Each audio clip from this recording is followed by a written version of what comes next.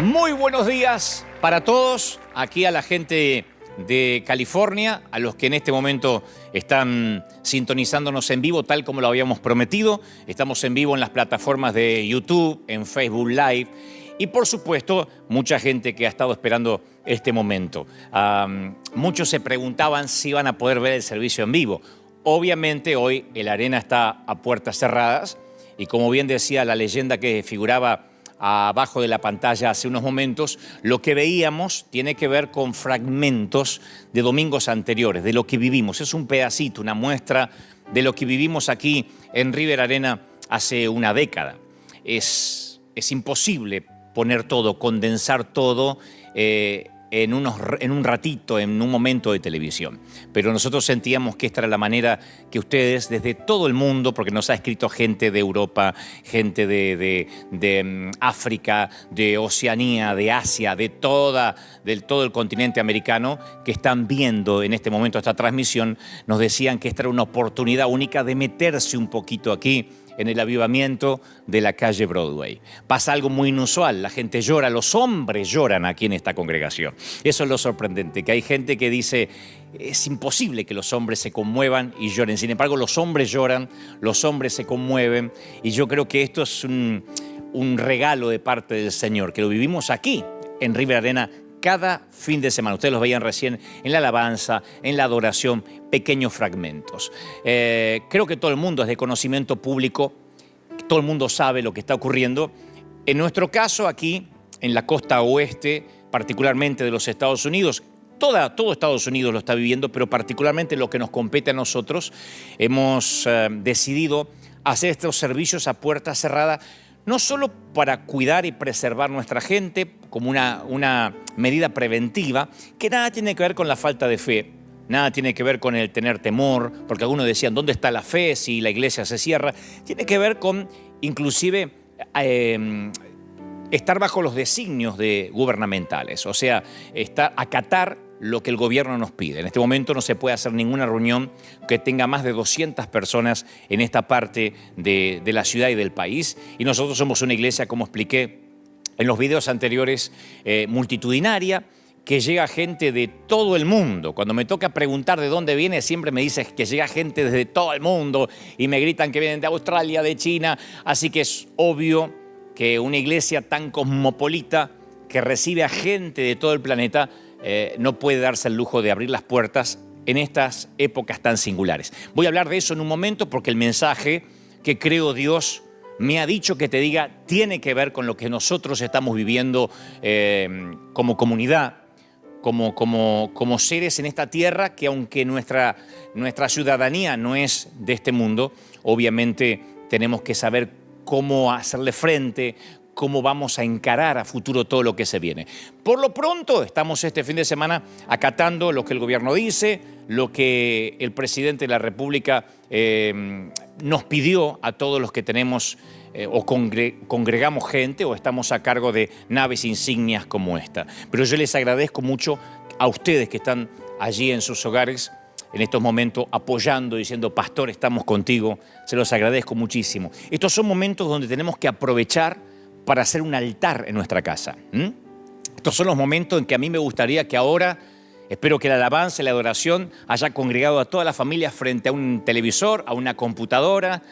Estos son los momentos que ojalá no haya gente que esté mirando esto mientras que cocina con el celular al costado. Ojalá, Dios mediante, estén reunidos la familia frente a la tele, estén en una sala, que esto sea una excusa, una santa y divina excusa para poder tener un altar familiar. Lujo, que escasea en tantos hogares. Que este sea el momento donde podamos decir, vamos a unirnos, vamos a estar juntos, vamos a orar. Yo voy a orar contigo en momentos, y que ahí en tu casa y nosotros aquí demostremos que somos iglesia. Porque una iglesia no son las paredes, una iglesia no es el templo, una iglesia somos nosotros, una iglesia es la gente por la que Cristo dio su vida. Así que ahí donde estén, me encantaría que ahora llames a tus hijos, a tu mamá, a tu papá, a los abuelos, a los papis, le diga, en momentos Dante va a transmitir un mensaje de parte del corazón de Dios, y yo he orado mucho para que lo que considero Él me ha dicho que te diga. Y voy a transmitirlo sin agregar, sin omitir, lo que creo Dios me ha puesto en mi corazón en unos minutos, en unos instantes nada más. Y ahora, antes de predicar, yo quiero tomar un momento para hablarle especialmente, primero a los que son de la casa, a los de River Arena, a los miles que vienen aquí siempre los domingos de manera regular a las 9 y a las 12:30 del mediodía, a mi familia, a mis hijos espirituales de manera directa. Sé que hay otros que dicen, bueno, tú eres mi pastor virtual, pero ahora les estoy hablando a los de casa, a mi escuadrón del ejército de Dios, a mi batallón amado. Les estoy hablando a esos queridos y queridas hijas que no faltan, que son fieles, que están temprano aquí cada domingo, que vienen, dejan los chiquititos en River Kids y se disponen a adorar y alabar a Dios. Primero a ellos, quiero decirles que este es un río que no se va a detener, que no se parará por nada del mundo, que Dios en estos momentos nos va a hacer más fuertes que nunca. Pero por cierto, ustedes saben como familia que es un desafío enorme cerrar una iglesia, cerrar las puertas, las paredes de un templo. Eso es un desafío enorme en cuanto a lo financiero, en cuanto a las visiones en las cuales estamos involucrados, porque vamos a seguir ayudando, bendiciendo. Nosotros no nos vamos a detener, sostenemos misioneros. River Church sostiene grupos misioneros, sostiene orfanatos en África, ayudamos en Honduras, ministerios evangelísticos en Argentina, además de River Lighthouse, que es bendecir a los que menos tienen, a los que más necesitan. Entonces yo necesito que los de la casa, los que siembran, los que sostienen esto, no dejen de hacerlo, que se conecten a través de lo que aparece ahora en pantalla, que es nuestro sitio web oficial www.river-church.org. Entran ahí, hicimos una manera muy práctica, muy pragmática, muy sencilla para que puedan sembrar, para que puedan traer sus semillas, sus diezmos, los que son fieles con sus diezmos, con sus ofrendas, porque yo sé que me lo han preguntado toda la semana. Han dicho, y Dante, pastor, ¿cómo hacemos para llevar las ofrendas? Hoy, de hecho, ha venido gente, hay gente aquí en el lobby que no en cantidades, en multitudes, pero están llegando con sus sobres diciendo, yo no dejo de sembrar en mi casa. Así que pueden hacerlo vía online, pueden hacerlo por PayPal. Hay un montón de sistemas que son prácticos para que puedan sembrar, venir en la semana a nuestras oficinas, a River Arena, que va a estar abierto como siempre 24 horas. Esto es porque obviamente la iglesia tiene que continuar, y yo como papá y como pastor te necesito más que nunca. Necesito que me ayudes a que esto no nos detenga. No se trata de una cadena de pago, se trata de visiones, se trata de seguir predicando, se trata de no detener nada de lo que River está haciendo. Creo que esto le pasa a la mayoría de las congregaciones que hoy han tenido que cerrar las puertas. Es un gran desafío. Nosotros no lo pensamos ni un instante. De hecho, decidimos hacer un servicio a puertas cerradas antes que lo dispusiera la medida de gobierno. Lo dispusimos antes porque sentimos que lo principal era preservar las familias, que no haya una paranoia, que no haya miedo, temores. Entonces dijimos, esto va a ser así, online. Nunca lo pensamos de manera financiera, porque lo primordial es cuidar a nuestros hijos. Lo dije en un video anterior. Así que ahora que estamos en vivo aquí desde River Arena, mi petición es que siembres, si eres de la casa. Este es el momento donde nosotros adoramos a Dios con nuestra semilla, con nuestras ofrendas. A los que no son de la casa, pero dicen, no nos dejes afuera, porque aquí desde Italia, que no podemos salir ni siquiera al balcón, no podemos salir ni siquiera a la puerta, desde España, desde, no sé, Honduras, Venezuela, Colombia, Ecuador, también te consideramos nuestro pastor porque recibimos de tus mensajes. Bueno, también quiero pedirte que más que nunca creas, siembres para que podamos continuar. Hoy lo abrimos a todo el mundo. En momentos voy a transmitir lo que creo Dios me dijo que te diga respecto a esto que el mundo está viviendo. Y me cuidé de no predicar con emocionalismos, con frases hechas, con cliché, con golpes bajos. Voy a tratar de ser, como siempre, coherente a lo que Dios me dijo. Así que si alguna vez mis mensajes te bendijeron, los mensajes que Dios te dio a través mío, a través de este humilde servidor, necesito ahora que también seas parte de esta iglesia. Que diga, bueno, tú eres mi iglesia, de tu iglesia, de tus mensajes me alimento. Me encantaría entonces que hagas el enorme favor de entrar www.river-church.org y ahí están todas las maneras para que tú puedas sembrar desde cualquier parte del planeta donde estés. Puedes llamar por teléfono, te atendemos ahora mismo. Y esto tiene que ver para todos aquellos que dicen, yo soy bendecido con tus mensajes, me bendices. Hay un montón de gente que dice, yo lo espero todos los domingos, no salgo de casa sin oírte, o cada lunes. Si estos mensajes durante todos estos años te fueron de bendición, ahora es cuando realmente yo necesito que nos ayudes a continuar, a que este río no se detenga, que por cierto no se va a detener. Pero no podemos continuar si la iglesia de Jesucristo no nos ayuda a que sigamos haciendo lo que hacemos, bendiciendo, ayudando, haciendo que el mensaje pueda llegar a distintas partes del mundo. Donde sea que estés, yo quiero que ahora digas, voy a ser parte de River. Ahora, insisto, es como pastor, como mentor o como alguien que alguna vez torpemente y humanamente fue o es tu guía espiritual. En cuanto a la palabra que transmito de parte de Dios, yo necesito que digas, Dante, estamos contigo. Y por eso este momento, o mientras que escuches el mensaje, te aliento a que formes parte de esta iglesia maravillosa. Ahí está, al pie de la pantalla, y por supuesto la información va a estar mientras que yo esté transmitiendo lo que creo Dios me dijo que diga.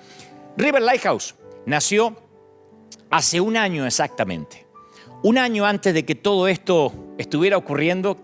Increíble cómo en una semana cambia el mapa geográfico, político, social del mundo entero. Pero hace un año nosotros comenzamos a amueblar casas completas, desde electrodomésticos, muebles, todo a estrenar.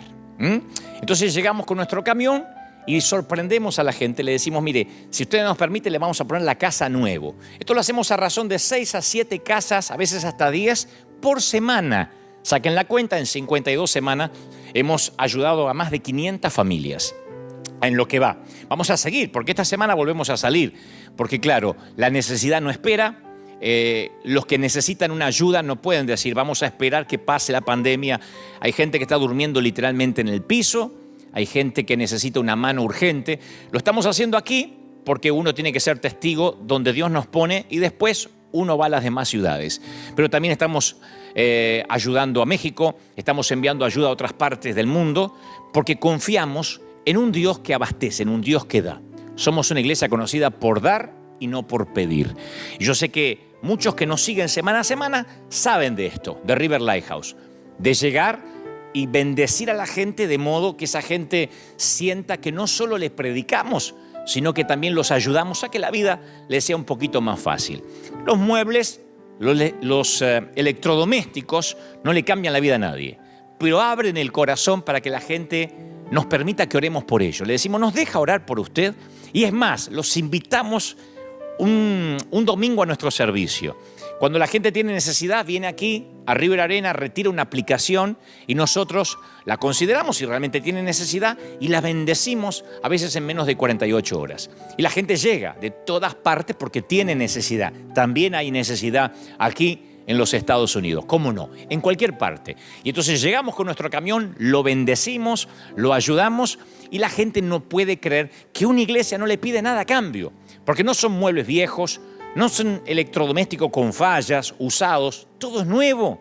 Y le decimos, ahora queremos bendecirlo. Esto lo estamos haciendo hace un año y está dando vuelta al mundo. Esto llegó hasta los oídos de la Casa Blanca. Todo el mundo está sorprendido de que una iglesia hispana bendice como lo estamos haciendo nosotros. Y antes de transmitir lo que creo Dios me dijo que te diga, y mientras que tú puedes conectarte con nosotros a nuestro sitio web y traer tu ofrenda, tu semilla, antes de que yo predique, yo quiero que ustedes vean un fragmento, unas pequeñas imágenes, creo que dura poquito más de 2 minutos, de lo que hacemos nosotros en River Lighthouse cada semana. Después de esto, estoy aquí con ustedes en vivo, transmitiendo lo que Dios me dijo que te diga. Que lo disfruten.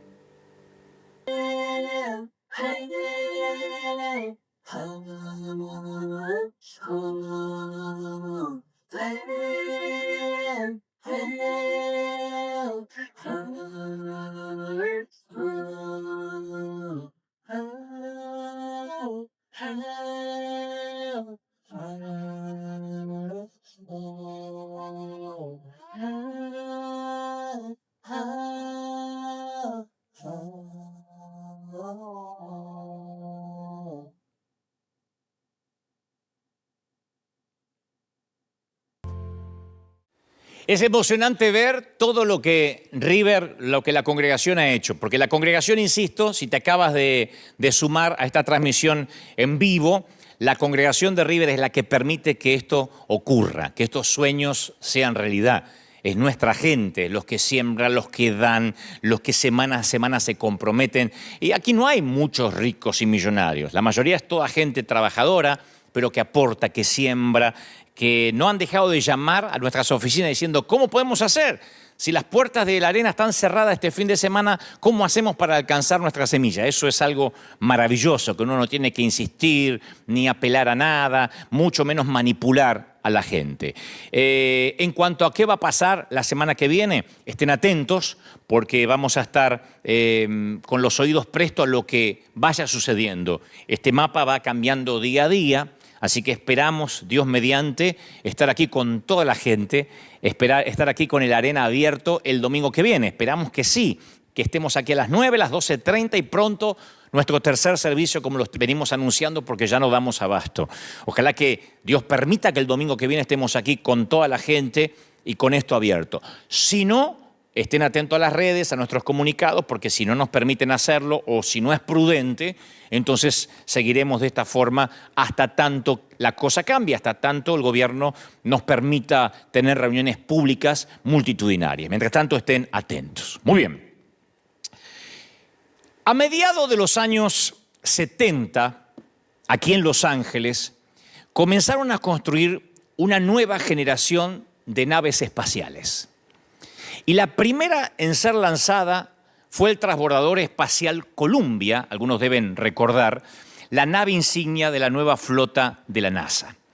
El Columbia despegó el 12 de abril de 1981 y giró alrededor de la Tierra 36 veces. Le siguieron después 27 misiones, pero el viaje final del Columbia fue un vuelo a la tragedia. Cuando reingresaba el transbordador a la atmósfera de la Tierra, en la mañana del 1 de febrero del 2003, el transbordador se desintegró con estos pasajeros que veíamos recién a bordo, con estos tripulantes. Un trozo de goma espuma aislante que cubría el tanque de combustible se había desprendido durante el lanzamiento 16 días antes. Y ya había pasado en otras pruebas que se desprendieron parte de la goma espuma. Y entonces ahí, en esa parte donde se carga gasolina, ahí se formó un trozo de hielo que perforó una de las alas de la nave, lo cual obviamente ocasionó la catástrofe que mató a los 7 astronautas. Cuando ellos ingresaban de vuelta a la atmósfera, estaban a 60 kilómetros de altura y faltaba 15 minutos para terminar la misión. Los escombros cayeron a lo largo de la Tierra, a lo largo de todo lo que es Texas, parte de Luisiana, y varios años después, esto es lo que a mí me sorprendió, lo estaba leyendo durante esta semana, varios años después se emitió un reporte conmovedor acerca de la destrucción del Columbia que le costó la vida a estos 7 tripulantes que ustedes están viendo ahora. Cuando la misión estaba en progreso, cuando estaban haciendo las pruebas, los especialistas de la NASA que estudiaban el ala perforada se preguntaron si el daño era fatal. Y entonces el director del vuelo, John Harpole, dijo, ¿sabes? No hay nada que podamos hacer en cuanto al daño del sistema técnico de protección. Si se dañó, probablemente es mejor no saberlo. Creo que la tripulación preferiría no saberlo. Y él le dijo a los que estaban alrededor, ¿no sería mejor para ellos tener una misión feliz, un vuelo feliz y que no lo sepan? Prefirieron no decirle a la tripulación de que había una ala dañada y que podía terminar en una tragedia. Es preferible no decirles, no arruinarles la misión. Y la pregunta de Harpole era especulativa de algún modo, porque debían decirle a la tripulación si se determinaba que el daño significaba la posible muerte. Ellos concluyeron que el reingreso del Columbia sería seguro. Y a la tripulación se le entregó un reporte completo con la conclusión de la NASA y nadie en la nave y nadie en la Tierra esperaba que el daño pudiera ser fatal. Así que ni la NASA ni la tripulación del Columbia supieron que la situación era un caso perdido antes de que la nave espacial se desintegrara. Y ustedes dicen, ¿y qué tiene que ver esto con lo que me compete a mí en lo espiritual? Cuando me interiorizaba de esto, yo pensaba que la pregunta hipotética hecha por John Harpole persiste hoy. ¿Qué harías si supieras que tu tripulación pudiera estar condenada a morir? ¿Estás a cargo de la tripulación o estás dirigiendo una misión espacial? ¿Le dirías a la tripulación, aunque esto, el saber que pueden morir, les causaría una angustia mental? ¿Se lo dirías para darle tiempo a despedirse, para que reflexionen sobre la vida y quizás para hacer las paces con Dios? ¿O si estuvieses a cargo de la tripulación te quedarías callado para que no se den cuenta que viven sus horas finales? Esa es la pregunta. Si estás a cargo de una tripulación que ves que hay un defecto que puede causar la muerte, ¿dejarías que tengan un vuelo feliz? ¿Una misión feliz? ¿O les diría, muchachos, hay posibilidad que esto salga mal, arreglen con Dios sus vidas?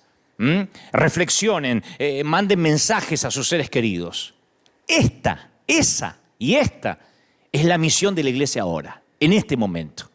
Porque en cierta forma el dilema del Columbia se parece al que estamos teniendo en este momento. Cada persona está sujeta a la muerte repentina. Ninguno va a escapar. La diferencia es que todos lo sabemos y tenemos la oportunidad de prepararnos. Cuando llega la pandemia o cuando llegan estos momentos de crisis, vivimos una clase a veces a mí me sorprende porque es una clase de negación. Como que confirmamos que nuestra vida diaria vamos a tenerla sin ningún cambio, sin ningún contratiempo. Creemos que va a ser así y sin embargo la vivimos como si tuviésemos garantía de seguridad que no son posibles en esta vida. O sea que vivimos como que tenemos la garantía de que vamos a ser eternos, como que no nos puede pasar nada. Y cuando de pronto nos sacude una pandemia o guerras o un terremoto o un huracán, nos empezamos a preguntar si nuestra vida está a cuenta con Dios. Esto no es nuevo. Lo que está pasando ahora, que es una suerte no estoy minimizando la pandemia, pero sí también hay una paranoia, un miedo, donde la gente corre a los mercados para quitar lo último que queda de papel higiénico, de insumos básicos, que no lo hubiésemos pensado hace una semana atrás. Esto no es nuevo. En el 2004, la gran tragedia fue el tsunami del Océano Índico que mató a 230.000 personas. 230.000. A mí me cuesta asimilar esa cantidad. En el 2005 tuvimos el huracán Katrina. ¿Y quién puede olvidar el 2010 y el 2011? El terremoto en Haití le costó la vida a otras 220.000 personas. 220.000 personas. También me cuesta asimilar a mí esa cantidad. 220.000. Comparen con las cifras que a diario aparecen de los que fallecen a causa del coronavirus. El tsunami de Japón por lo menos se llevó a 15.000. Ahora, no obstante, esos solamente son los acontecimientos climatológicos. En la Tierra todos los días hay demasiadas tragedias, demasiados accidentes de tránsito, demasiados pacientes con cáncer o enfermedades terminales que ni siquiera llevamos la cuenta. Y eso hace que uno se haga muchas preguntas respecto al carácter de Dios.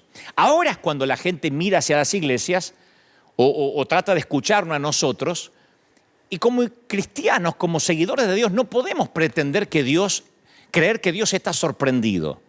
No podemos decir, no, es que esto nada tiene que ver con Dios, porque algunos creen en la teoría que Dios creó al mundo, pero que no participa en su funcionamiento. Y esa filosofía se llama deísmo. O sea, acepta la existencia de Dios, pero lo aleja de cualquier cosa que ocurra en el mundo que Él creó. Y creo que muchos cristianos adoptamos cierta clase de deísmo también, en un torpe intento de disculpar a Dios. Ahora no hay que tratar de disculpar a Dios. Cuando los ateos nos digan, ¿por qué está pasando eso? No hay que tratar de disculparse por Dios. Porque yo sentí como que algunos cristianos hasta tenían vergüenza ajena, no podían explicar por qué estamos viviendo una pandemia. Las Escrituras son claras de que Dios continuamente está obrando activamente en el universo. No es que Dios a esto le sorprendió, Dios dice, uy, vino una pandemia y yo justo estaba escuchando el coro de ángeles. No. El pretender que Dios no sabe esto es una falacia. Otra manera en que nosotros liberamos a Dios de la responsabilidad es echarle la culpa al enemigo, a Satanás. Pero si uno lee las Escrituras, sabemos que el libro de Job, a través del libro de Job, que Satanás no puede hacer nada sin el permiso de Dios. Ya sea que nos resulte cómodo o no, uno tiene que debatir este asunto con integridad teológica. Ahora, queridos pastores, colegas, cuando uno tiene que ponerse serio, ahora es cuando no tenemos que hablar tonterías, boberías. Ahora es cuando tenemos que decirle a la gente, a los que no creen en Dios o a los que ahora van a empezar a buscar desesperadamente a Dios, hay que decirle, mira, la Biblia enseña que Dios es soberano, que Él está en el trono tanto en los momentos agradables como en los momentos que no son tan agradables. La Biblia presenta un Dios activo que está involucrado íntimamente en el control y en el sustento de todos los acontecimientos del mundo natural. El Señor hace lo que se le place, dice la Biblia, dice Salmo 135:6. El Señor hace lo que se le place por todo el cielo y toda la tierra, y en los océanos y en sus profundidades. Hace que las nubes se eleven sobre la tierra. Envía relámpagos junto con la lluvia y suelta el viento desde sus depósitos. Salmo 135:6. Yo leo esto y no puedo pensar que el viento o la lluvia se manejan solos. O lo que es peor, que lo maneja el diablo. Solo el Salmo 135 dice, Él suelta el viento desde sus depósitos. Mateo 5:45. Él da la luz de su sol, tanto a los malos como a los buenos. Y envía la lluvia sobre los justos y los injustos por igual. Si tuviera la iglesia ahora repleta, diría, ¿quién envía la lluvia? Dios. Él lo hace. Él ordena que caiga la nieve en la tierra. Job 37:6. Él ordena que caiga la nieve en la tierra y le dice a la lluvia que sea torrencial. Digo, por si alguien piensa que la inundación es un error de cálculo y el diablo tomó el control mientras que Dios miraba para el otro lado. El aliento de Dios envía el hielo y congela grandes extensiones de agua. Él carga las nubes de humedad. Estoy leyendo Job 37:6.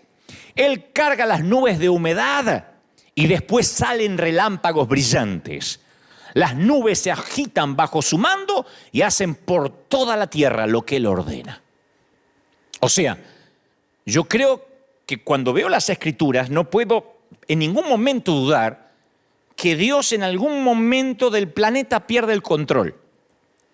Vemos un Dios que envía un diluvio para destruir un mundo oscurecido por el pecado y salva solo a Noé, al piadoso Noé y a su familia. Envía un fuego para destruir a Sodoma y Gomorra por su perversidad. Envía plagas para castigar a Egipto. Crea una plaga que mata a 70.000 hombres debido al pecado de David al censar a la gente. Una historia que en otro momento les voy a contar. Envía una tormenta para atraer la atención de Jonás y llevarlo al arrepentimiento. Entonces, cuando uno ve ese Dios, uno piensa, a ver, desde Malaquías a San Mateo, ¿será que Dios se ayornó? ¿Se ablandó?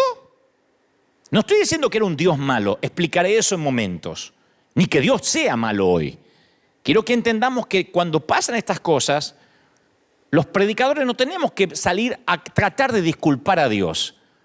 Ayer veía un programa de televisión de alguien que decía, bueno, esto no tiene que ver con Dios. Entonces, ¿con quién tiene que ver? ¿Con Trump? ¿De verdad? ¿Con Maduro? ¿Con los políticos que nos tocó en desgracia en algunos países de América Latina? ¿Con quién tiene que ver? Primero uno tiene que concientizarse por qué está pasando eso, si no, no vamos a encontrar la solución. En Amós 4 hay un episodio bíblico extenso que describe cómo Dios trata con la desobediencia de los pueblos. Así que si alguna vez yo creo que en algún momento nos vemos tentados a separar a Dios de lo que ocurre en la tierra, pensamos, no, Dios lo creó y después se olvidó que hizo una tierra. Este pasaje de Amós 4, este pasaje, le voy a leer la versión de la Biblia de las Américas, Es como que nos para en seco. Miren, o escuchen. Yo también os he dado, estoy leyendo Amós 4:6. Esto es Biblia pura, señores.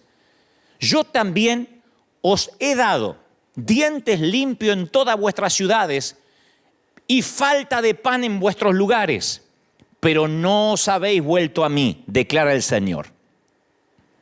Yo retuve la lluvia cuando faltaban 3 meses para la cosecha. Hice llover sobre una ciudad y sobre otra ciudad no hice llover. Sobre una parte llovía y la parte donde no llovía se secó junto con la cosecha. No aparece el diablo en esto, ¿no? Está hablando el Señor. Así que de 2 o 3 ciudades iban tambaleándose a otra ciudad para beber agua y no se saciaban, pero no os habéis vuelto a mí, declara el Señor. Os herí con viento abrasador y la oruga ha devorado vuestros muchos huertos y viñedos, vuestras higueras y vuestros olivos, pero no os habéis vuelto a mí, declara el Señor. Envié contra vosotros una plaga, como la plaga de Egipto.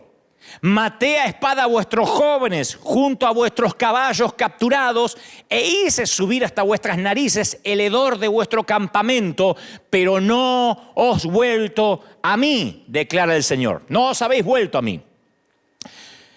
Os destruí como a Sodoma y Gomorra y fuisteis como tizón arrebatado de la hoguera, pero no habéis vuelto a mí. Yo no estoy repitiendo esto, lo dicen las Escrituras tal cual. Declara el Señor, por tanto, prepárate para venir al encuentro de tu Dios. Este es el Señor. Digo, para poner en claro, yo no sé si esto es muy alentador, que cuando estas cosas pasan, no podemos mirar para otra parte, los que predicamos, los que estamos en los negocios del reino, negocios en el mejor sentido de la palabra, aludiendo a las palabras de Jesús cuando era niño, diciendo: los negocios de mi Padre me es necesario estar. No podemos decir, esto no tiene nada que ver con la iglesia, esto es algo inesperado, porque yo vi que muchos ministros se han quedado callados y no han sabido qué responder, porque tal vez quiero pretender de que olvidaron de que el Señor está al control de todo. La pregunta es, entonces ¿Dios es bueno? Esa es la pregunta. ¿Dios sigue siendo bueno? La pregunta ¿es bueno Dios cuando el resultado no lo es? Porque nosotros nos congregamos en iglesias donde cuando alguien se recupera del cáncer decimos: Dios es bueno, hermano, me sané de cáncer, amén, Dios es bueno, ¿no? Un aumento de salario, decimos: Dios es bueno. Aplicamos para la universidad, nos aceptaron, decimos: Dios es bueno. Ahora, decimos Dios es bueno cuando las circunstancias son diferentes. En el cementerio, o en la maternidad, en el panteón o en la nursery, en la fila para conseguir empleo o en la fila del mercado para comprar de todo, en días de recesión como en días de provisión. Dios es bueno en días de salud y en días de pandemia. Lo diré otra vez, Dios es bueno en días de recesión y en días de abundancia, en días de tierra fructificada, en días de salud y en días de pandemia. Porque a veces sentimos, y esto creo que tiene que ver, esto es una autocrítica a los que predicamos, le hacemos creer a la gente que Dios tiene una suerte de trato unilateral. Unilateral porque Dios no lo firmó, lo firmamos nosotros solos. Es una metáfora, ¿no es cierto? A veces uno viene al camino del Señor y la mayoría creemos que tenemos un acuerdo contractual con Dios, ¿no? Nos hacen creer eso, le hacemos a veces inconscientemente creer eso a la gente.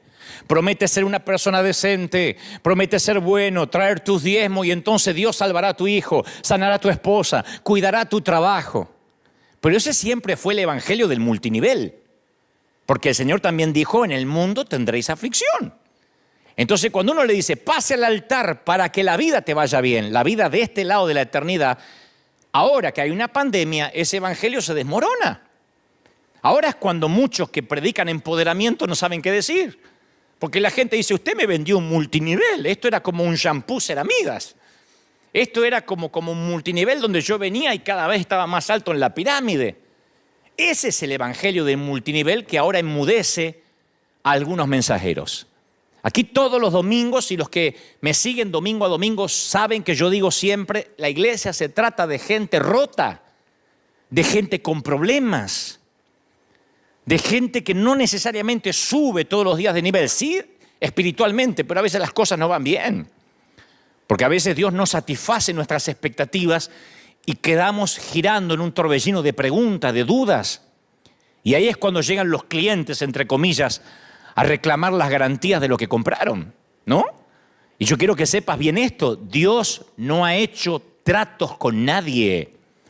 Dios envió a su Hijo para darnos vida eterna y después prometió que es muy probable que aquí tengas aflicción, que vas a escuchar de guerra, de rumores de guerra, de pestilencia. Sí, hay promesas de que ninguna plaga tocará tu morada, pero a mí me toca orar por sanidad, gente que se sana en el nombre del Señor y también sepultar a otra gente piadosa. En la iglesia tenemos testimonios de gente que ha venido en silla de ruedas y ha caminado, y otros que siguen confinados a un bastón, a una silla de ruedas. Y yo no puedo ser tan torpe de pensar que a unos Dios los ama y a otros no. O decir, a este le funcionó el multinivel y a este no le funcionó.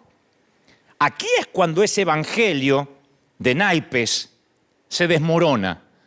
Porque claro, encendemos CNN, las noticias, y todo el mundo nos dice que cada vez está peor, que la curva de peligro cada vez sube, que si todo el mundo se enferma va a haber 6 o 7 enfermos por cada cama de hospital, y la iglesia se queda sin respuesta, pero no toda la iglesia.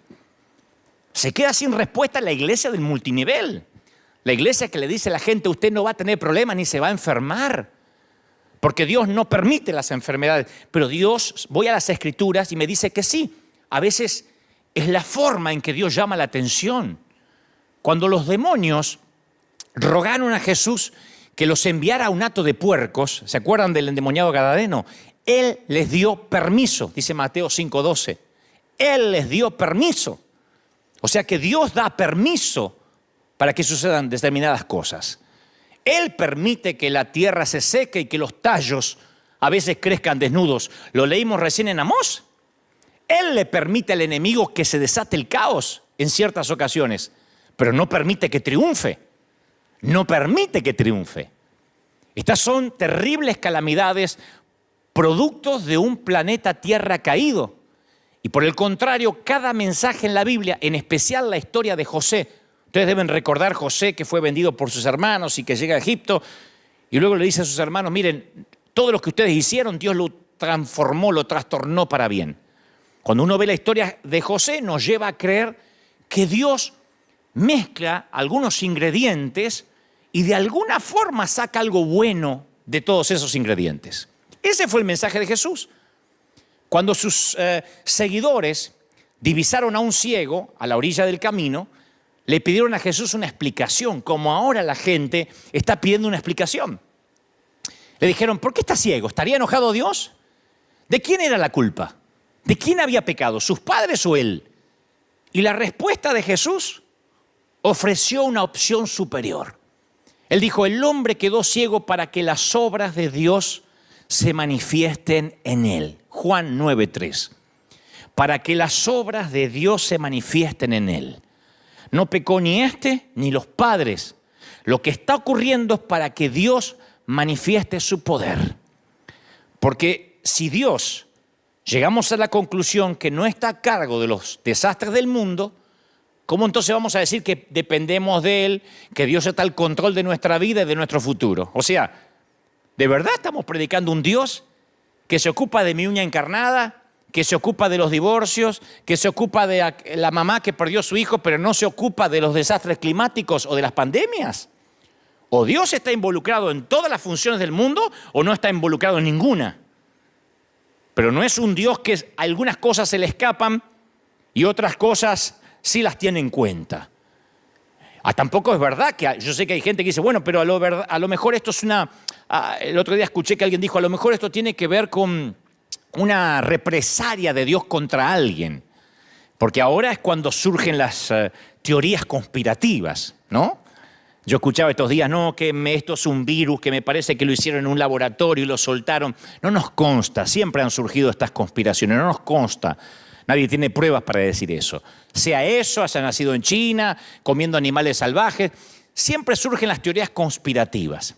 Pero a mí lo que más me llama la atención en nuestro ámbito de los que creemos en Dios son los profetas con el periódico de ayer.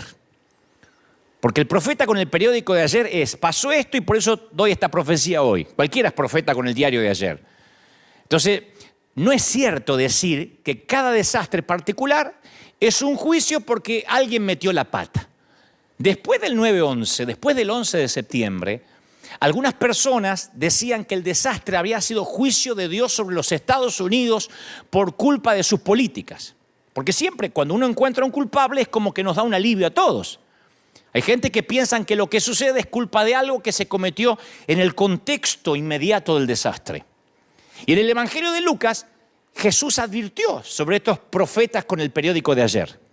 Resulta que Pilato había asesinado a unos galileos, sumado a que otros habían muerto cuando una torre se derrumbó en Siloé.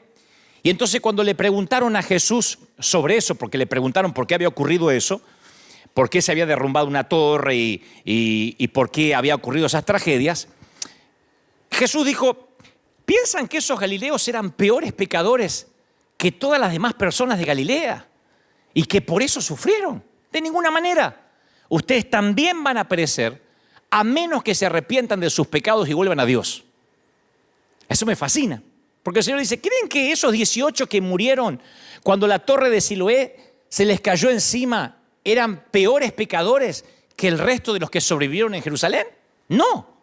A menos que ustedes se arrepientan, también van a perecer. La historia está en Lucas 13:2. Se había caído una torre y dijeron, murieron porque estaban en pecado. No. ¿Murieron las víctimas porque eran más pecadoras que las sobrevivientes? No. Todos vamos a morir si no nos arrepentimos. En otras palabras, el mayor desastre natural de todos ocurrió en el huerto del Edén. Esto es el daño colateral. El mayor desastre, la pandemia, comenzó en el huerto del Edén. Por eso yo titulé este mensaje Pandemia, el daño colateral. Porque la caída nos hizo a todos víctimas. Aquí en River casi todos tienen algo en común. Hoy no están, pero están en sus hogares, ahí frente a la tele. Aquí nos hermana, no quiero decir nos unifica porque suena a uniformidad, pero nos aúna, que todos hemos llegado a Cristo a través de alguna experiencia difícil. Todos llegaron rotos de alguna manera. No hay aquí gente que dice, la verdad que yo no necesitaba al Señor, pero vine a ver qué onda. Por lo menos River. Este es un sitio de gente rota. Frecuentemente por la pérdida de un ser amado, por un divorcio, por la pérdida del trabajo, por abusos en la niñez. Y todos coinciden que Dios se valió de esa dificultad y de esos desastres para atraerles la atención hacia Él. Entonces, yo sé que las crisis podrían alejar a mucha gente de Dios, pero en la mayoría tiene un efecto contrario. Los lleva a los brazos de Jesús. Yo quiero que me escuchen los que están en cualquier parte del mundo, aún los que están en Italia, que son uno de los países más, en este momento, más afectados por esto que nos compete a todos. Estas cosas, mis queridos, ayudan a toda la humanidad a diferenciar lo temporal de lo permanente. La pandemia comenzó en el huerto del Edén. Esto es el daño colateral. Esto nos recuerda que el mañana es incierto y que hoy es el día de la salvación. No mañana, no después del bautismo, no después de que vengas a las células, no después del curso de membresía. Porque siempre nosotros le estamos agregando algo, como los judíos querían hacer. Bueno, la cruz y también la circuncisión. Bueno, la cruz y también aprenderse las leyes judías. No, esto es salvación ya. Esto reordena nuestras prioridades. Al principio yo me choqué como todo el mundo cuando veía las noticias. Y después el Espíritu Santo empieza a mostrarme de que de alguna forma esto atrae a la gente a Dios.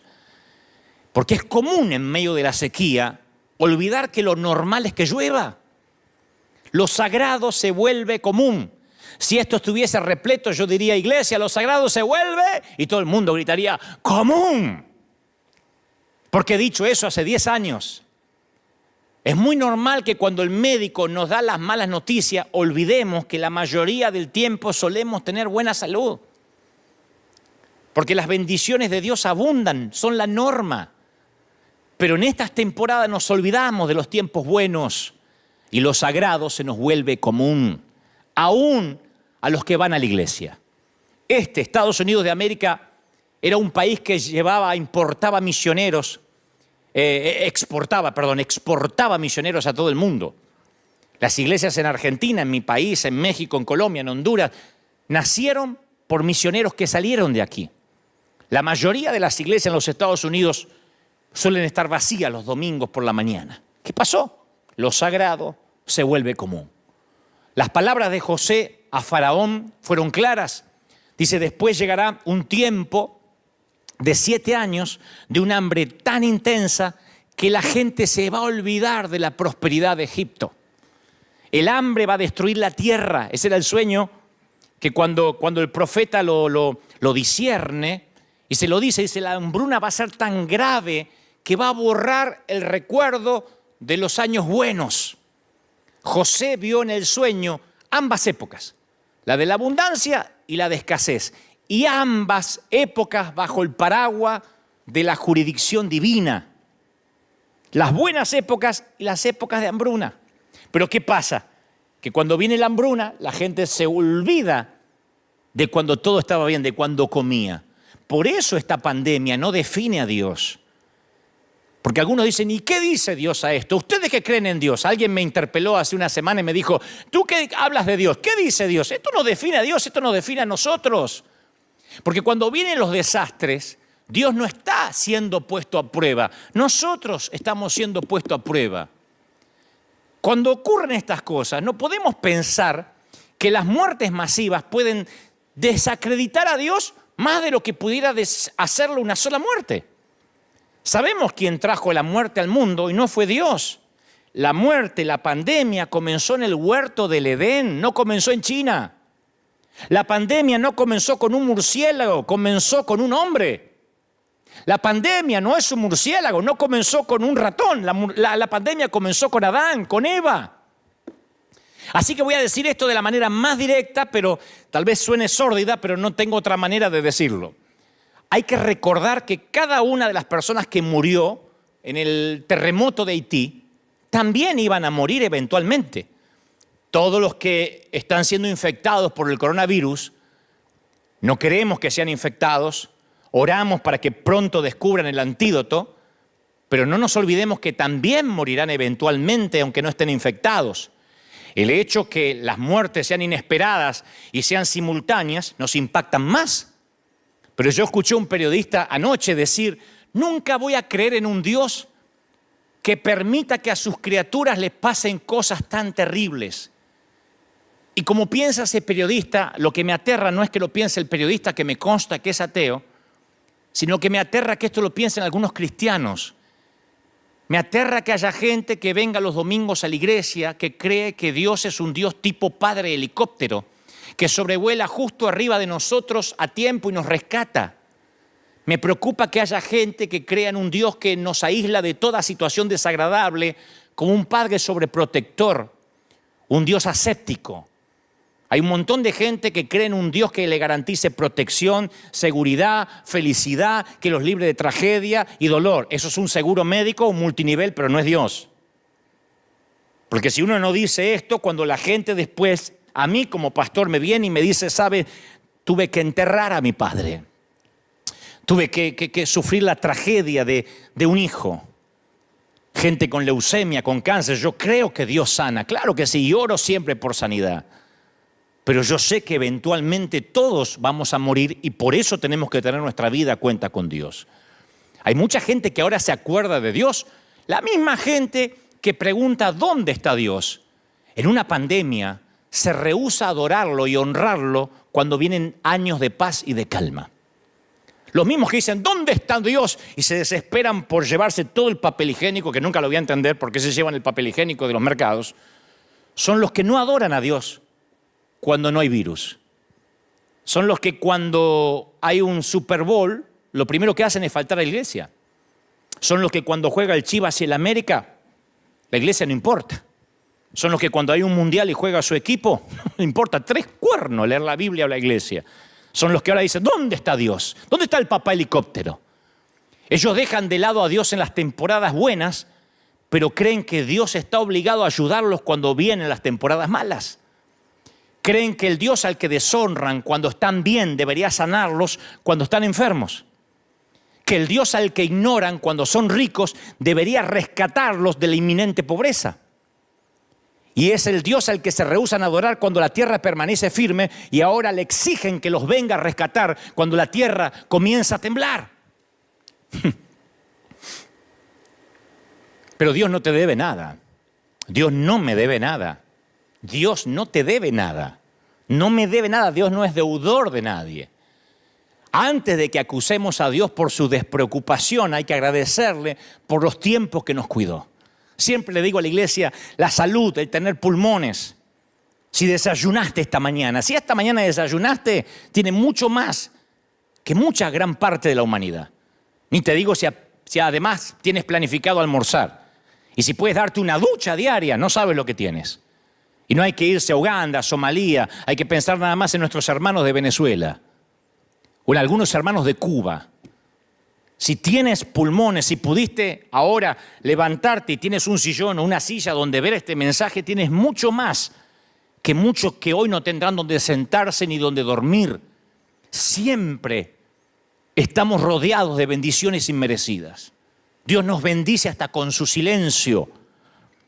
Y cuando de pronto ocurren estas cosas, ¿dónde está Dios? Es el mismo Dios que pedimos y exigimos que nos rescate y que no nos acordamos nunca. Por eso esto va a hacer que las naciones se vuelvan a Dios. Cuando el fútbol se acaba, cuando la liga se suspende, cuando la Champions League tienen que detener los partidos, cuando no hay boxeo, cuando no hay NBA, cuando viene la crisis, la gente no le queda otra que levantar los ojos al cielo. Todo empieza a cobrar sentido. Cuando las crisis ocurren, a veces nos creemos tentados a creer que los propósitos de Dios se han frustrado. Bueno, esta vez le salió mal a Dios, como si fuera el Barça y el Real Madrid. A veces gana Dios y a veces gana el diablo. No. Dice el Señor, yo soy tu Dios, yo soy Dios y no hay como yo. Yo puedo predecir el futuro antes que suceda. Todos mis planes se cumplirán. Yo hago lo que deseo, dice Isaías 46:9. Entonces nuestra visión es demasiado limitada para percibir cualquier significado final de esto ahora. Sería una utopía que yo dijera, les voy a dar el significado porque esto ocurre. No, yo puedo decir como Pablo, todas las cosas ayudan, cooperan para el bien de aquellos que lo aman y son llamados según su propósito. Romanos 8:28. La clave está en el orden de las palabras en el idioma original. Sabemos que a todos los que aman a Dios, dice el texto griego, Él está obrando. Pablo dice, todas las cosas cooperan. Y tú estás diciendo, ¿me estás diciendo que la pandemia coopera? Sí. En la expresión de la palabra griega se transmite o se traduce como sumergeo, de la que sale la palabra sinergia. La sinergia es el funcionamiento conjunto de varios elementos para producir un efecto mayor. Hay un famoso escritor que yo admiro mucho, que él comparó la vida con el funcionamiento complicado a veces de una maquinaria industrial, y él decía, en todo edificio, en toda fábrica hay ruedas, engranajes, cigüeñales, poleas, correas ajustadas, flojas. Algunas giran velozmente, otras lentamente. Algunas impulsan para adelante, otras para atrás. Algunas son suaves, otras son ásperas, ruidosas, golpean, rechinan, suenan. Es una confusión de caos, ¿no? Se elevan, impulsan, accionan, pero hacen su trabajo. Y desde la palanca más poderosa en una fábrica industrial hasta el engranaje más pequeño, todas las cosas se mueven juntas para un propósito. Y detrás del funcionamiento hay una mente que controla, una fuerza que dirige, una mano que guía. Y así funcionan todas las cosas para los amados de Dios. Algunas cosas son dolorosas cuando uno las mira en el noticiero. Parecía que algunas cosas están trabando nuestra vida y algunas Parece que hasta nos hacen retroceder, pero dice la Biblia, obran juntas y para bien. Todos los anhelos frustrados, las contradicciones, esas cosas que no entendemos. Yo siempre le digo a la iglesia, aún las muertes, las temporadas en el hospital, en la sala de cuidados intensivos, el caminar por el césped, recién cortado de un panteón, todo eso. Hay cosas que Dios sostiene, otras las apresura, otras las retarda, las detiene, las pone en marcha, las guía. Esa es la mano de nuestro Padre. Él es el que revuelve la mezcla. Y toda la naturaleza está bajo su control. Todas las cosas cooperan. Y como digo siempre, el final redime una historia plagada de drama. Y si la respuesta de Dios a esto que pasa requiriese más megabytes de los que tiene nuestra pobre mente, y si no estamos entendiendo, porque Dios de alguna forma esto lo va a trastornar para bien, Pablo dice, porque esta leve tribulación momentánea produce en nosotros un cada vez más excelente y eterno peso de gloria, le escribe a los Corintios. Yo sé que lo que venga le va a dar significado a lo que está ocurriendo ahora. El pronóstico es temporadas buenas, temporadas malas. Salomón dividió la vida en 28 temporadas. Y Dios está en todos los días, en todas las temporadas. Él es el Señor de las hambrunas y de las fiestas. Entonces yo sé que están preguntándome, entonces, ¿qué hacemos, pastor? Porque nuestra gente siempre me dice, dinos qué hacer. ¿Qué hacemos la iglesia? Bueno, en primer lugar, yo creo que esto nos devuelve la sensibilidad. Nos recuerda que el evangelio no es para andar empoderándose y para repetir frases. A mí siempre me enfermó el repetir frasecitas como si uno viniera a escuchar a un coach, a alguien que te hace vivir mejor. Esto nos enseña que el evangelio se trata de almas perdidas. Nos enseña a ser sensibles con lo que sufren. Porque a veces cuando uno ve gente sufrir, uno quiere enseguida llevarle una respuesta y a veces el silencio, el estar al lado es el ministerio más poderoso. ¿Qué necesita una viuda? En el momento que está arrojando un puñado de tierra sobre el ataúd de su marido, de toda la vida. ¿Qué necesita? Que alguien en silencio la abrace, no que le den un sermón. Y cuando la gente sufre, como está sufriendo ahora toda la humanidad, los razonamientos espirituales, la cita indiscriminada de pasajes bíblicos abruman. La gente no necesita nuestras respuestas, necesita nuestros hombros para llorar. Por eso esto me alegra, porque cuando esto pase, porque va a pasar, yo sé que la gente que va a ir al Lighthouse ya no van a ser 50, van a ser cientos. A mí me gusta que esto nos sensibilice. Estos son los momentos en que la iglesia de Jesucristo tenemos que entrar en nuestro apogeo. Este es el momento que tenemos que decir, sí, esto es iglesia. Ahora es cuando los presidentes no saben qué decir. Yo veo a los presidentes, desde los Estados Unidos por lo menos, a inclusive los de Europa, titubean. Les escriben, pobrecitos, lo que tienen que decir y titubean. Ahora es cuando los que se supone son los jefes de Estado, los comandantes en jefe de las Fuerzas Armadas no saben qué decir. Y ahora es cuando la iglesia tiene que hablar. Y ustedes dicen, ¿y cómo hablamos? Ahora es cuando la gente tiene dolor y a veces lo único que tenemos que decir es, mira, me gustaría sentarme contigo, tomar una taza de café y que trabajemos juntos en las preguntas que tú tienes, pero ahora estoy aquí para servirte.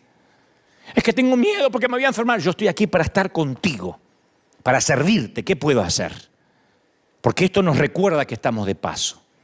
Apocalipsis 21:3 dice, oí una voz fuerte que salía del trono y decía, miren, el hogar que Dios está preparando.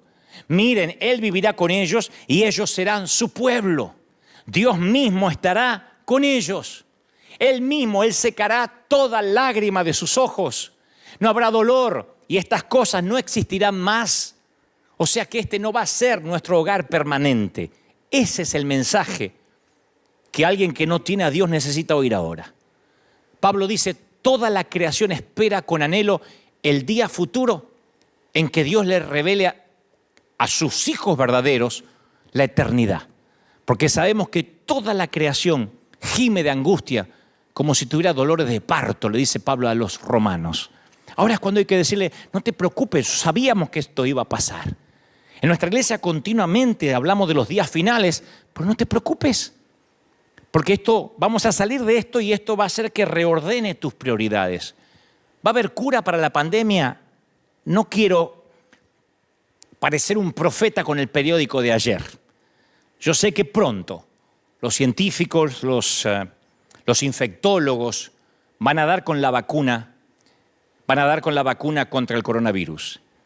La Biblia dice que Ezequías había enfermado gravemente y Isaías le había dicho a los siervos de Ezequías: preparen un ungüento de higos y pónganlo sobre la llaga y Ezequías se recuperará. La historia está en Isaías 38, 21. Y la enfermedad fatal de Ezequías se originó por una llaga en alguna parte de su cuerpo.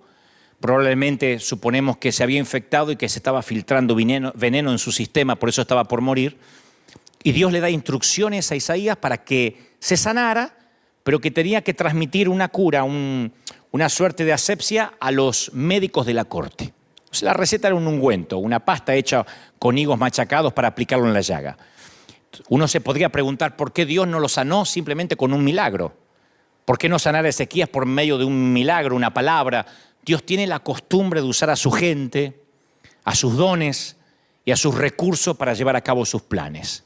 Fuimos creados para ser asistentes de Dios y hacer su obra en la tierra. Así que así como Dios con Isaías usó a los médicos de la corte, yo sé que Dios va a usar a los científicos que están ahora investigando y creo que va a ser pronto para que den con la cura. Yo estoy convencido de eso, que esto va a pasar, pero vamos a reordenar nuestras prioridades.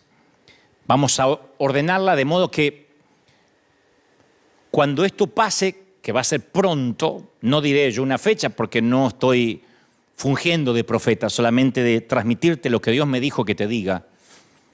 Cuando la economía se colapsa, como está ocurriendo ahora, donde inclusive Wall Street, que marca el pulso financiero del mundo, del planeta, casualmente o paradójicamente, cuando la economía se viene abajo, dicen los sociólogos que la contaminación en estos pocos días, en esta semana, en estos días, en estos 21 tantos días que ha cambiado el planeta, la contaminación bajó de manera considerable. Claro, la calidad del aire que respiramos ha mejorado considerablemente. No obstante, seguimos respirando.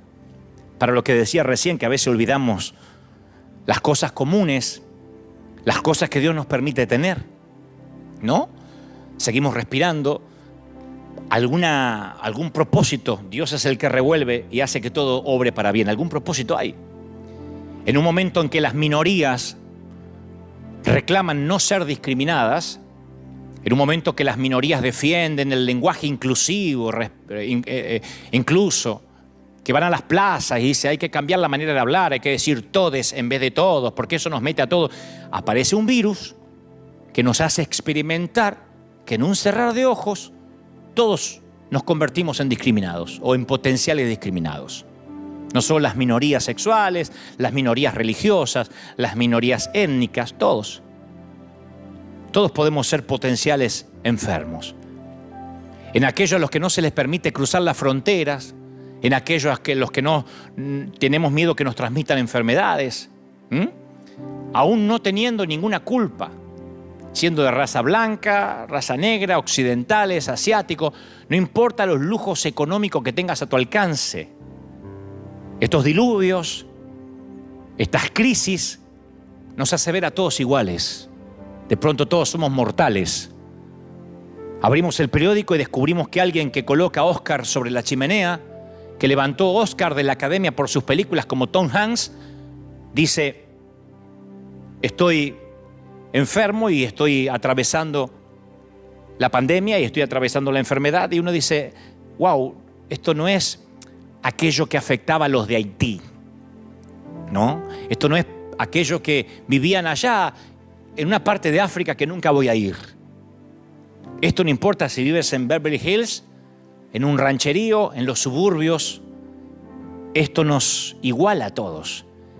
En una sociedad que se basa en la productividad y el consumo y en la que todos corremos 24 horas al día sin descanso atrás de no sé qué, sin pausa, de repente, ¡paf!, se nos impone un stop forzado.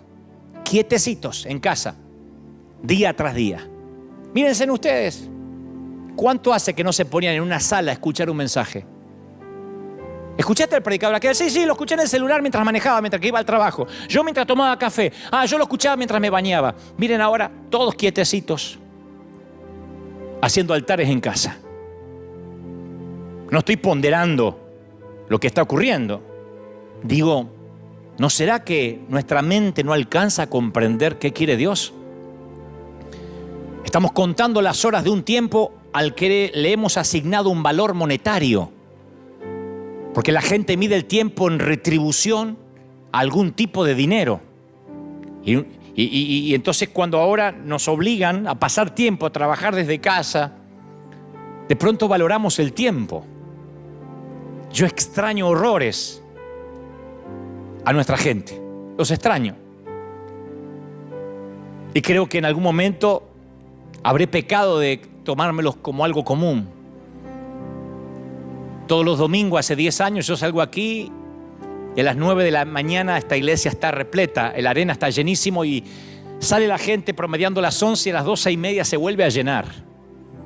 Los niños corretean, esto es literalmente un hervidero de gente. Hoy los extraño. Hoy la mayoría de las iglesias en los Estados Unidos de América, por lo menos, están en silencio, con las luces medio apagadas. Y extraño el bullicio. Dígale a su hermano, abrácese. En una época en que la crianza de los hijos se las delegamos a los maestros, a las niñeras, a las instituciones. Ahora el coronavirus obliga a cerrar escuelas y nos fuerza a volver a poner a papá y mamá junto a los hijos. Algunos se van a ver la cara muy seguido esta semana. Porque de alguna forma esta pandemia nos obliga a volver a ser familia. Pero no solo la familia sanguínea, A mí me han escrito de todo el mundo, pastor, ¿cómo puedo mandar mi siembra, mi diezmo? No se detenga, sé que va a tener que cerrar la iglesia y eso será un gran desafío financiero. Porque las iglesias nos sostenemos de las finanzas, de la colaboración, de las semillas de la gente. Si la gente no viene, la iglesia termina colapsando financieramente. Y me han llamado de todas partes, personas que nunca han sembrado antes, pero ahora dicen, somos familia. No deje de enviar sus mensajes. Italia, hay un montón de ciudadanos en Italia, de hispanos, que están mirando este momento ahora desde sus hogares y me dicen, queremos mandar nuestras finanzas, nuestras ofrendas. No hay que manipular, no hay que hacer pactos, no hay que buscar versículos para que la gente dé. Cuando estas cosas pasan, volvemos a ser familia. Volvemos a recordar de qué se trataba todo esto. En un mundo donde las relaciones interpersonales, la comunicación, la socialización se realiza a través de redes sociales, dándonos la falsa ilusión de la cercanía. En un mundo donde decimos, yo tengo 1500 amigos, ¿de verdad? Sí, en Instagram. De pronto este virus nos quita la verdadera cercanía, la real. Que nadie se toque, que nadie se bese, que nadie se abrace, que todo debe hacerse a distancia. La frialdad, la ausencia de contacto. Salúdense con el codo. Para algunos no les costará, para los que venimos de abrazos, de besos, para los que tenemos un tanque emocional muy grande que llenar porque no tuvimos muchos abrazos y besos de chiquitos, no saben cómo esto nos hace valorar el contacto físico. ¿Cuántas veces hemos dado por común esos gestos de abrazo y su significado? Y si esto se mantuviera, no saben cómo vamos a extrañar los abrazos. Creo que la manera de evangelizar luego que esto suceda, que esto pase, no será llevando muebles y electrodomésticos, será golpeando las puertas y decirle, ¿sabe? Ahora que la pandemia pasó, ¿no quiere que lo abrace? La gente estallará en llanto. Porque este virus nos manda un mensaje claro. Esta pandemia nos vino a explicar algo. Número 1, esto tiene fecha de caducidad. Esperemos que pronto. Pero nos da una enseñanza para el mundo y para la iglesia. Tu dolor no va a durar para siempre. El coronavirus no va a quedarse a vivir para siempre, pero tú sí. Tú vas a vivir para siempre, aquí, en el cielo o en el infierno. Las aflicciones del tiempo presente no son comparados con la gloria venidera, le dice Pablo a los romanos. Entonces la pregunta hipotética del director de la NASA o de aquella misión del Columbia, John Halport, aún persiste. ¿Qué harías si tu tripulación está condenada a morir? ¿Se lo dirías? ¿Qué le digo al mundo? Ahora estoy en un estadio. Creo que hoy debo tener más gente escuchando este mensaje que en el mayor estadio que jamás estuve, que en River Plate o que en el Obelisco de Buenos Aires. Ahora estoy hablándole a todo un estadio, millones, miles. Los que ahora están viendo en vivo y a los que seguirán viendo este video cuando quede en una cápsula en las redes. ¿Qué les digo? ¿Que hay peligro de muerte aunque eso les ocasione una angustia? ¿O les digo que todos podemos morir? ¿Con el coronavirus o de ancianos? ¿Con una pandemia, una gripe o resbalando en la bañera y rompiéndote la nuca? ¿En un accidente de tránsito o cáncer o un derrame cerebral, lo que sea? ¿O una apendicitis que se te complica? ¿Te lo digo? Sí, te tienes que ir. Tú y yo nos iremos. Entonces te voy a dar tiempo para que reflexiones sobre la vida y fundamentalmente para que hagas las paces con Dios. No puedes quedarte callado mientras que la gente vive sus horas finales. Esa hoy es la misión de la iglesia. Yo entendí la misión de la iglesia esta semana. Dije, esta es la misión de River. Porque con o sin pandemia tendrás que descender de este avión llamado vida. Y ahora en la sala de un hospital, en cuarentena, haciéndote la prueba del virus, o eventualmente en unos años de abuelito, de abuelita, eventualmente te irás. Porque tu nave tiene un desperfecto. Tienes un ala rota como el Columbia. Y mi deber es decirte que el paracaídas que te estoy entregando no es para hacerte el viaje más cómodo. La iglesia no es para que tengas un auto mejor, para que termines de pagar la casa, ni esas ridiculeces que te han dicho. Esto no es un multinivel, la iglesia no es para empoderarte. Esto te va a salvar la vida eterna. Y tal vez haya habido falta, tal vez tuvo que haber pasado esto para que la iglesia reaccione y dejemos de discutir por la sana doctrina. Dejemos de fijarse qué mujer tiene la falda más corta que la otra. Dejemos de esgrimir o debatir estupideces. Porque la gente no tiene problema con Dios. Van a ver ustedes que después de esto las iglesias se van a llenar. La gente no tiene problemas con Dios. Después del 9/11 ocurrió eso y va a volver a ocurrir ahora. Se llenarán las iglesias católicas, las iglesias protestantes, las evangélicas y nosotros tendremos un tercero y un cuarto servicio. La gente no tiene problema con Dios.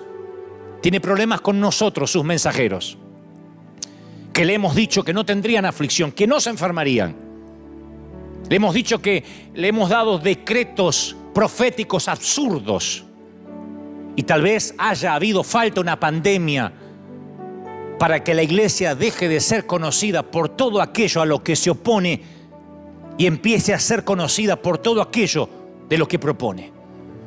Tal vez esto suceda para que muchos dejen de ser parásitos de las redes y salgan a predicar la vida eterna, la verdad de la vida eterna. Tal vez esto nos haga reflexionar y en lugar de estar viendo qué predica aquel, qué predica el otro, y si el otro es un falso profeta y editando videitos de YouTube, esto tal vez nos saque a las calles, porque si nos cierran las puertas de las iglesias, la iglesia tendrá que salir a las calles. Nos encanta el Pentecostés y quedarnos los 120 santos en el aposento alto. Pero si Dios no permite la peor persecución de la historia, ellos no irán a las 4 esquinas del mundo antiguo a llevar el avivamiento. Siempre ha ocurrido así. Muéstrame una gran crisis y yo te mostraré una iglesia que se aviva. Una iglesia que entiende que esto se trata de almas, de gente. Es casi seguro que esto quizás haya pasado para que la iglesia reaccione y no tanto para que los ateos reaccionen. El mundo clama a gritos la manifestación de los hijos de Dios. Y por ahora, por el momento, Algunos se nos ha obligado a cerrar nuestros auditorios, aunque sea por una semana. Y yo no estoy dispuesto a esperar que también me obliguen a cerrar la boca para siempre. Nos pueden cerrar los auditorios por una cuestión de higiene, de asepsia, pero no nos cerrarán la boca. Ahora es cuando la iglesia tiene que salir. Ahora es cuando la iglesia tiene que vivir su mayor apogeo. Ahora es cuando la iglesia tiene que predicar. Sí, Dios está detrás de todo esto. ¿Dios es malo? No, Dios sigue estando en su trono. Te salves o te mueras, Dios es real. Este caos comenzó en el huerto del Edén. Solo es el daño colateral de un mundo caído. Y sabes, las cosas se pondrán peores. Siempre las cosas se pondrán peores. Saldremos de esta y escucharemos acerca de guerras. O escucharemos acerca de plagas, o de terremotos, o de tsunamis. La Biblia dice que cuando estas cosas sucedan, levantemos nuestros ojos al cielo y sepamos que todo esto estaba dicho y que se está cumpliendo y que el Señor está a las puertas. Alegraos cuando estas cosas pasan y salgan, prediquen, se trata de almas. No importa si yo pertenezco a la Asamblea de Dios, si tú eres bautista o si tú crees eres arminiano y el otro es calvinista. Eso no importa ahora. Esto nos tiene que aunar. Voy a culminar con esto. Hace poco conocí a un productor que supo juntar a los astros más importantes de la música hace muchos años para un tema que compuso Michael Jackson, USA for Africa. Todos los cantantes del momento lograron juntarse en pos de lo que era una ayuda humanitaria para los que más necesitaban, para los más vulnerables. Y entonces le pregunté a uno de los productores cómo se juntan tantos grandes de la música, tantos ganadores de premios, tantos vendedores de discos. Y él dijo, bueno, les puse en la puerta del estudio un cartel que decía, por favor, deje su ego afuera. Esto tiene que ver con algo más grande que ustedes. Y me dijo, tú le dices a un actor de Hollywood, a un cantante multimillonario que estará involucrado en algo más grande que él mismo y contarás con él. Me quedé pensando qué nos hace falta a los pastores para entender que esto es algo más grande que nosotros, que nuestro templo. Eventualmente yo me iré de River Arena, porque moriré, porque Dios me lleva a otra parte, o quién sabe qué, o porque como soy falible quizás falle. Yo no soy el Arena. Yo no soy ni siquiera pastor. La gente cuando digo no soy pastor, ¡oh!, se avergüenza. No, es que no me define ni siquiera lo que eventualmente me toca hacer. Yo estoy involucrado en un negocio que me supera, que es más grande que este servidor. Y si entendemos que esto es más grande que nosotros, cuando vemos los hospitales repletos, cuando vemos al comandante en jefe del que se supone el país más poderoso del mundo, titubeando, desdiciéndose en algunas cosas y no sabiendo qué hacer, cuando se supone el hombre más poderoso del mundo, que no es Superman, no tiene respuestas, entonces las respuestas estarán en la iglesia o no estarán en ninguna parte más. Y nosotros tenemos las respuestas. Nosotros somos los que podemos decir, sabes, estas cosas van a pasar, no se sorprendan, tranquilos. Y abrazar sin miedo al contagio. No estoy diciendo que no seamos preventivos. Cerramos las puertas en pos de lo que nos pidieron. Lo que digo es que sepamos que nosotros tenemos nuestro pasaporte al día, en términos metafóricos espirituales. Que nosotros en cualquier momento, si nos toca partir, nos iremos sirviendo. No huyamos como ratas. Ahora es el momento de no buscar ni culpables ni autores intelectuales, porque, insisto, querían que yo les diga quién es el culpable, se los diré. Esto no viene de un murciélago, no viene de China, ni de un laboratorio del Área 51. Esto nació en el huerto del Edén. Solamente vivimos el daño colateral, como el Katrina, como los tsunamis, como los 250.000 que murieron con una sola ola, una mañana.